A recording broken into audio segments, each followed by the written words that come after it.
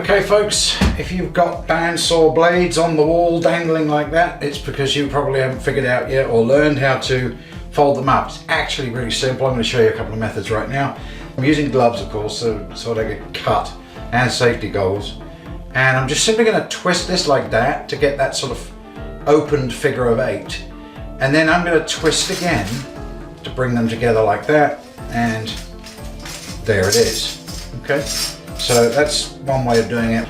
Okay, the second method uses just your foot and the floor really, and I'm going to hold that, grip that there. I'm going to turn this through 180 degrees at the top there, just give it one half turn, and then as I do a second turn, I'm going to push down on it like that, and you'll see how the blade pretty much folds itself up like that. And then we'll just put a bag tie on there like that, put that safely back on the wall behind the bandsaw.